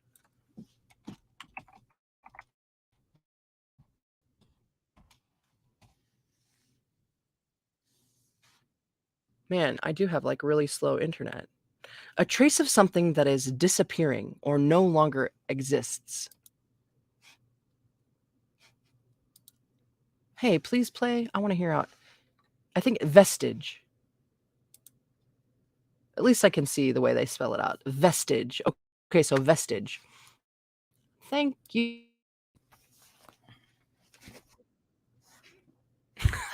It just played all kinds of delayed. Vestige. Okay. Cool. All right. So it appears logical and natural that the battlefield should have been cleansed from vestiges of the fight so that the assembly of the gods could enter into it. The natural needs are interpreted here as a ritual ceremony enabling the deities to make their settlement. But with the exception of this act, there is no allusion to other rites to be completed before the foundation of the enclosure was laid out in the first place. In the first place, not in the first place, but like literally the first place. If we return to the lands which were the gift of the Ka to the god, precisely to the moment after the nearest vicinity of the perch was declared as the imminent property of the falcon, it is evident that the record alludes to a series of actions distinctly different from what had happened in the hinterland. The two Shebtu are described as performing yet another act of creation. Allusion is made to a ceremony which has every appearance of being an invocation of the substances, or IHT. What follows is a description of a scene strongly resembling the procedure of the creation of the Payland itself. The Shebtu are said to have sped to an already known place, which in our records is described as the place in which the substances of all the lands were endowed with power. The text is again silent about the location of this very center of creation. We are reduced to a speculation. It may very tentatively be suggested that it was probably the place from which all the Paylands were created. If this be correct, we must assume that the Shebtu once again returned to the center of creation in the original island, from which this ultimate act would also have to start. This would show that it was believed that there was in the primeval world, one sole place from which all the succeeding phases of creation of the earth emanated, and that the Egyptians believed that the terrestrial world was indeed created from a single center. This, as far as our document tells us, was the place, which is BW-HNM, for which we suggested very tentatively the interpretation, the place of the well, or cistern, right? This hypothesis receives some support from the fact that this second instance of the name BWSWIHT T squiggly, unlike the first occurrence, explains the expression T squiggly W R period W, or all the lands. We suspect that this expression applies to all the Paylands listed in the first cosmogonical record. The description of this episode of creation seems to indicate, on the other hand, that when all the Paylands had been brought into existence, there followed yet another act of creation, perhaps performed on a somewhat reduced scale. Under these conditions, the magical rite of endowing the substances with power caused the primeval water to recede from the edges of the existing Payland, but no Payland is said to have emerged thereafter. The outcome of this action is described only as WD little parenthesis BW. The place has been delimited. Described as the place has been delimited. Delimited. Interesting. It is clear that we have here only the reenactment of the rites of creation which were performed on the edges of the original island, and that here also a submerged land came into sight as the result of it. But nothing more is said of the nature of this BW place. As the perch was already in existence and is pictured as standing on the marginal land of the Payland, this BW place may well be the nearest surroundings of the perch. We know from the account of the origin of the Payland of Wetchesset Neder that the perch was erected in what is called the BWHBBT, the place of the primeval water. The BW place in the episode which we have been outlining must have lain beneath the water at the time when the falcon was proclaimed Lord of the Payland. Consequently, this ultimate performance of the SWIHT T squiggly would mean nothing other than the bringing of this particular place of the primeval water into a fitting state, so that the command of the Ka could be effected. The actual size of the enclosure to be constructed, therefore, required a special act of creation which occurred only after the main land of the Payland was in existence. We deduce that this circumstance rather, we deduce that this circumstance depended on the original nature of this BW place. We know from the account of the origin of the Payland of Jeba and the DD pillar of the Ka was enshrined exactly in the BW place to which this performance of the magical rite of creation was applied. It follows that this ultimately created piece of land was the site of the former home of the Ka, which represented the foundation ground of the first enclosure of the falcon in the Payland. Yet another point is to be stressed in the description of this episode of creation. It is not stated that the ground of the home of the Ka was brought out of noon, but the text describes this action as WD, little parenthesis. We conjecture that in this particular instance, the magical rite was performed on a somewhat altered scale and might have been used with a view to drying out the muddy area and restoring the eventual boundary of the former home of the Ka. The layout of the foundation ground was thus believed to restore the exact extent of the former domain. The text proceeds to tell us that after the neighborhood of the perch was made into solid land, the sages, the builder gods, and the crew of the falcon came close to their lord.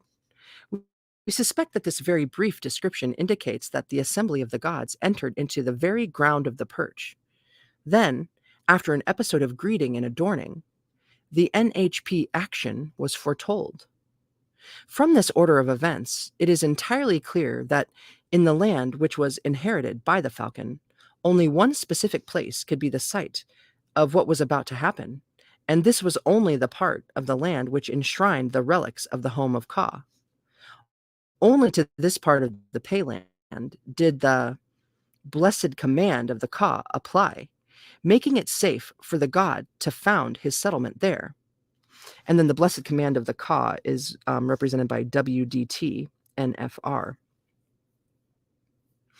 The occurrence of the term NHP makes it clear that since the very moment when the ground of the home of the Ka was restored, the nature of the creative activities was altered. We have here a clear allusion to the constructing of the first enclosure of the falcon that was ever made in the original Payland as soon as the process of creating the earth was completed. The first account of the origin of the Payland adds further details to the statements by the Assembly of Gods on the ground of the BW place in the Payland of Jeba. And welcome! Welcome in! Awesome to see you here tonight. We're in the last chapter. The description of the origin of the Payland of Wetchesett alludes to a closely similar situation and explains yet another belief connected with the early stage of the existence of the Payland of the Falcon. This Payland, or a part of it at least, is equated with what is described as SNBT, which is said to have been SB transformed to protect its lord. The ensuing narrative alludes to an event described as the entering into a place in which the DD pillar of reeds was. The word SNBT can be used here as a noun, and if so, it would seem to qualify the whole Payland, which might have been regarded as a piece of land placed over and above the level of the primeval water, and which would ensure the protection of the god. Therefore, the Payland was described as being equal to the SNBT. If, on the other hand, SNB is here used as a verb, an alternative interpretation may be suggested, constructing what was transformed to protect its lord. We incline to the opinion that this very brief description conceals an allusion to the magical rite of creation which was ultimately performed on the marginal land of the Payland. In this context, the verb SB, to transform, may have replaced the expression SWIHT, T squiggly, to endow the substances of the earth with power. Well known from the description of the origin of the additional piece of land on the edges of the Payland of Jeba. excuse me. Since the ultimate episode that is said to have occurred in the payland of Wetjeset Neder is placed in the BWHH or HBBT, which was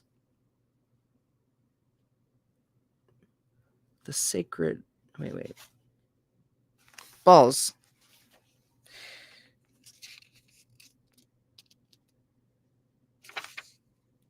The place of the primeval water. That's right. Okay. So, since the ultimate episode that is said to have occurred in the payland of Wetjeset Neder is the place of the sacred, is the place of the primeval water,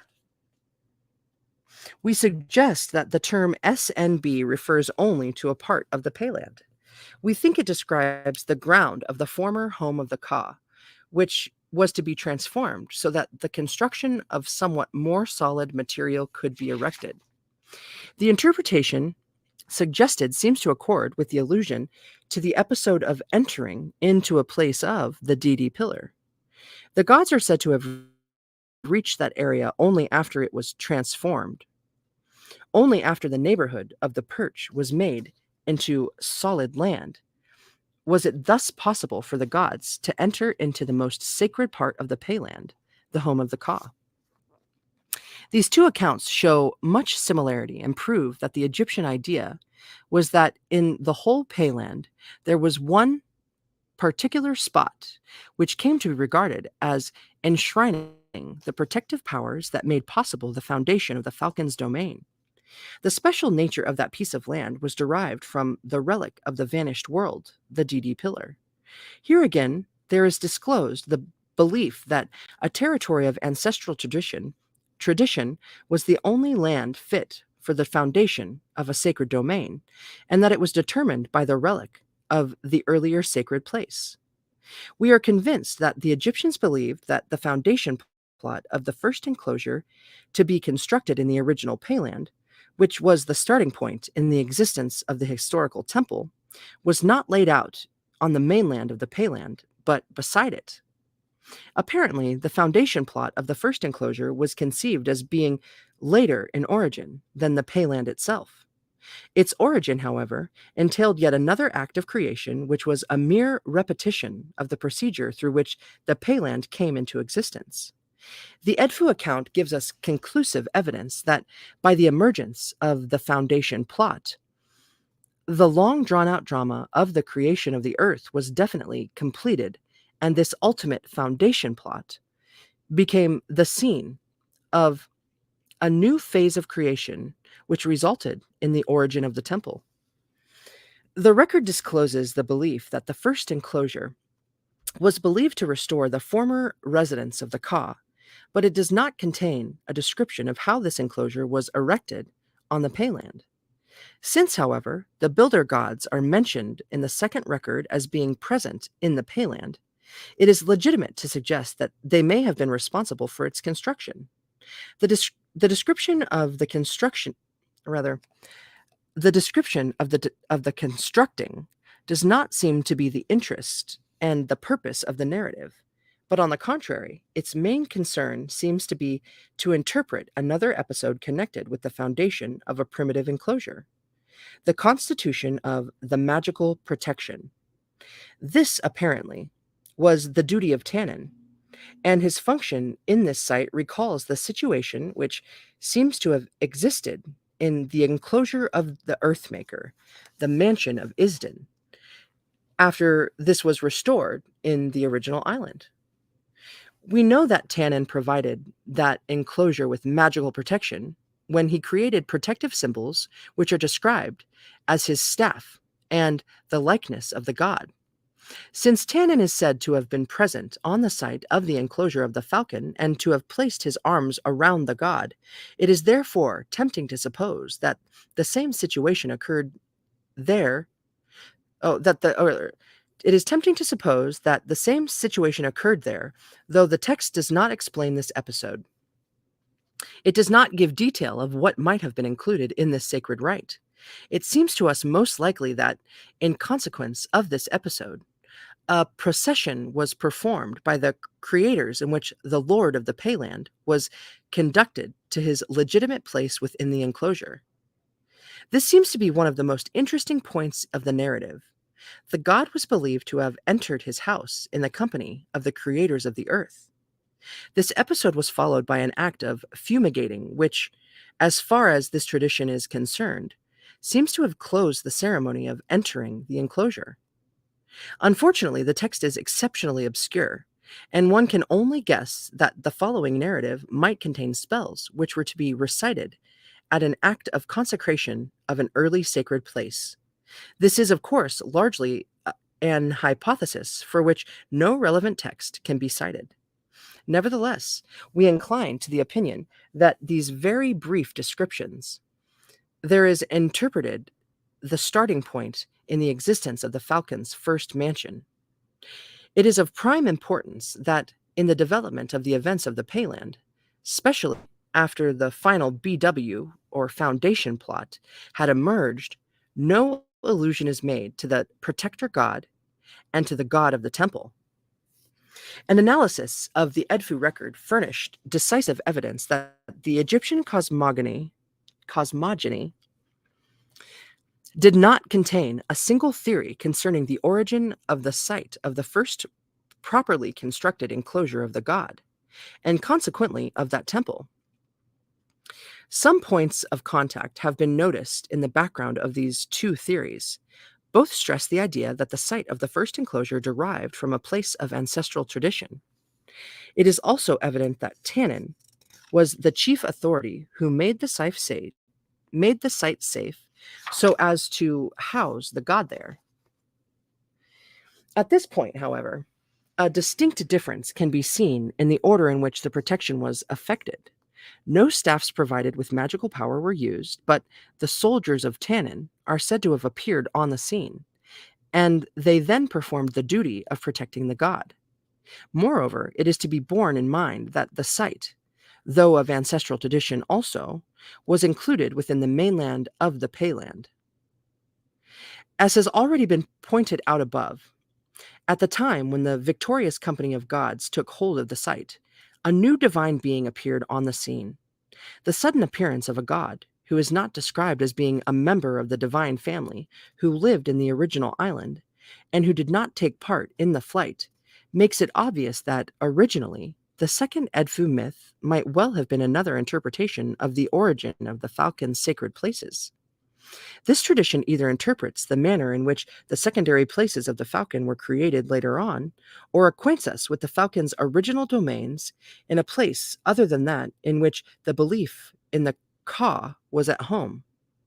The presence of the ancestor IR-IHT may support the second interpretation suggested. This myth might have been at a definite moment connected with the first myth, in which the Ka plays a prominent part, and consequently might have been used as the interpretation of the origin of the falcon's enclosures in the secondary Paylands. These lands were occupied by Tannin and the falcon, but apart from their original dwelling places, there might have been relics of other sacred domains from an earlier world which needed to be restored. The restoration and revivification of their sacred nature seems to have entailed procedures other than those known from the sacred places that derived in a direct line from the creation of the earth. The situation interpreted in the third Edfu record may apply to the origin of the domain of almost any god.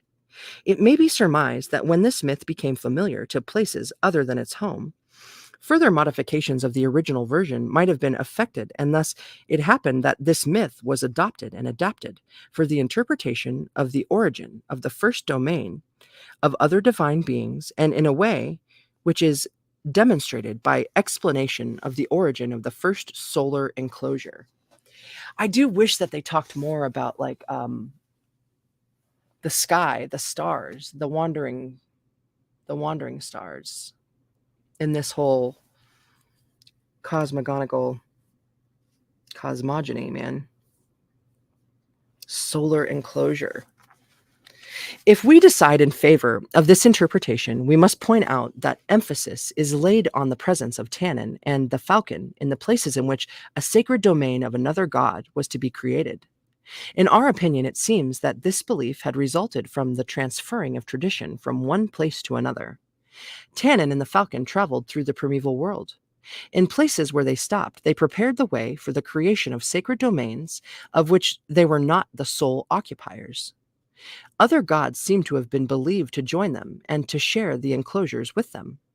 From this belief, a theory might have been derived that the sacred domains of the gods could only originate in places in which Tannin and the falcon had dwelt first. A further support of this explanation can be seen in the fact that the second myth does not preserve an account of the creation and of the early stages of development of the lands primarily belonging to the sun god. It contains no allusion to the creation of the seat of the first occasion.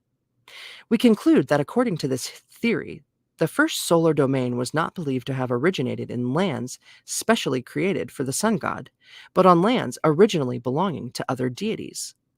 This view seems to accord with what our text tells us, that after the sacred settlement had been made by Tannin and the falcon, the site was purified, or TWR, which equals sanctified or consecrated, for Re. It is equally admissible that our Edfu record disclose a tradition entirely different from the Hermopolitan myth of creation. This doctrine does not claim that the Payland would be created from the island of creation in which the first enclosure of the sun god was to be founded. On the contrary, the Hermopolitan theory is that the first temple of the sun god was created in the place where the god was born. Therefore, this could only be the pool of the primeval island. Moreover, the Hermopolitan sources do not describe the way in which the first solar temple was believed to have been created at the beginning of the world. The idea of constructing a temple is not in line with Hermopolitan trends of thought. The Edfu records, therefore, acquaint us with a tradition concerning the origin of the sacred enclosures of the type HWT or INB, which were believed to have been created only in places which had a direct connection with the earth god. Oh my gosh, we're almost there. 3 pages. This brings to mind the picture of the mansion of Isden and the original island. No, right. This brings to mind the picture of the mansion of Isden in the original island, of which the enclosures created at a somewhat later stage of the primeval age were only a projection and reflection. The Egyptians believed that to such sacred enclosures, divine beings came from other parts of the mythical world and found their final home there.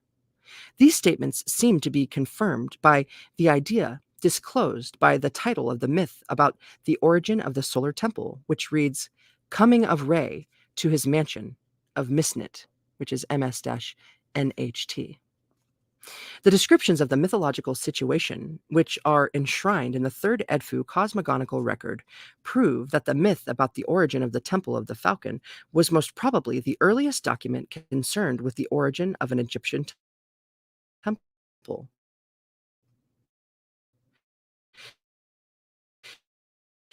It is the only known source that enables us to illustrate the screen went black again. Okay.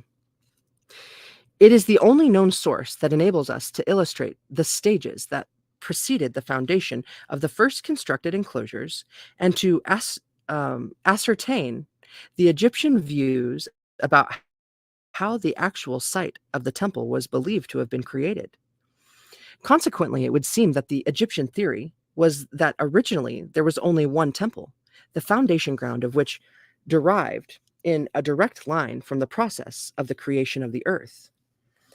This was on the Payland, which was the gift of the dead deity. The Edfu records make it clear that the origin of the site of the temple varies according to whether it was the site of the temple of the falcon or that of the solar temple. This site of the second sacred domain is the result of mythical events which came to pass only after the sacred world was constituted. It was not specifically created for the sun god. It was not a bequest of an earlier, higher power, but a battlefield. The sanctity of the first sacred domain of the sun god was not given to it by what what had existed in the past, but appears, in part at least, to have been due to the victory of the gods. The history of the site of the second or rather, the history of the site of the second mythical temple therefore suggests that, originally, there was one sole domain in which the mansion of the god originated as an entity. On the other hand, it seems to exemplify the theory concerning the expansion of constructed domains of gods outside the original idea of the mansion of the god. It follows that the other myths about the origin of sacred places, which are known to us, can reasonably be regarded as derivative traditions. The majority of them emphasize the idea of the fight, and the fight of the god against his enemies appears to be the essential condition that enabled the god to found his domain. The main Edfu record made it possible to investigate the origin of this tradition. To illustrate this view, reference should be made to the myth about the fight of Horus against Seth. The mythological situation is placed in the house of Re, which was to the south of the Wetchesset Neter. Re, Harakte, is said to have given Bedet with his sacred mounds to Horus. Horus then was bound to fight against his adversaries before he assumed the function of the Lord. This short narrative does not seem to claim to explain the origin of Bedet or describe the creations of the mounds. The same trends of thought prevail in the myth of Horus. The situation is again placed in the Wetchesset Neter, in which Re arrived. The myth is not concerned with the interpretation of the origin of this Wetchesset Neter. It existed when Re, with his fellows, arrived there. On this Wetchesset Neter was based the fight against the enemies of the god, and it was led by Horus. In every place in which the enemies were overthrown, a sacred place was founded. In every place in which the enemies were overthrown, there a sacred place was founded. We suspect that, in this myth, the principal reason of the founding of sacred places was the celebration of the victory. There is an obvious similarity of ideas between the second part of the third Edfu cosmogonical record and this myth. The close link is borne out by the fact that the fight again appears at the essential condition for the origin of a sacred place. It has been noticed that in these derivative myths, the origin aspect of the sacred domain is generally described as I*T or mound. Evidence can be quoted to show that most probably the word mound was generally used in describing the original island with its adjacent payland. We can refer to the title of the sacred book in which the origin of the sacred domains was recorded. Although the title contains the word I*T or mound, the contents interpret the origin of the paylands and their enclosures. Yet supplementary evidence can be cited from the Edfu texts to show that of the word I*T could be used in describing the original piece of land that emerged from Nun at first. It appears as though the mound would represent for the Egyptians of later historical times the picture of the original world of gods in the primeval age. The study of the Edfu cosmogonical records enables us to reconstruct a series of mythological events concerned with the origin of sacred places. Generally, we find the statement that the creator, after he had emerged from Nun, created his domain. The Edfu texts are at present the only source which makes it possible to reconstruct phase by phase the succeeding events which occurred between these two poles of Egyptian mythological tradition, the emergence of the creator and the creation of his domain. It has also been seen how prominent is the part played by Tannin in this mythological sequence from the very moment when the first step was made toward the revivification of the site and the restoration of the mansion of Isden. He is also the main personality in all the events which came to pass on the marginal land of the payland of the Falcon, as well as those which happened in the secondary paylands. For this reason, it seems to us most likely that this long period of time was regarded, at least in the tradition of a later date, as the reign of Tannin. On the other hand, Tannin is not mentioned in connection with the origin of sacred places in the sacred mounds. This would seem to be further evidence to support our hypothesis concerning the original land of the mansion of the god, to which divine beings were believed to come. Of course, it's the last sentence. This would seem to be further evidence to support our hypothesis concerning the original land of the mansion of the god, to which divine beings were believed to come from other parts of Egypt. Boom. Mary, yay! Happy March, Mary. It's so good to see you here. Big hugs. Awesome. Hey, and that was it. That was it for today. And that was part 3. So when we go live again with this tomorrow I'll be doing another read. I'm going to hard charge through this until the book is over. We're getting so close. So yeah, tomorrow when I go live with this, the time is yet to be determined. We're getting into part 4, the creation of the temple. And chapter 13 is entitled Read Concerning the Origin of the Temple of the Falcon.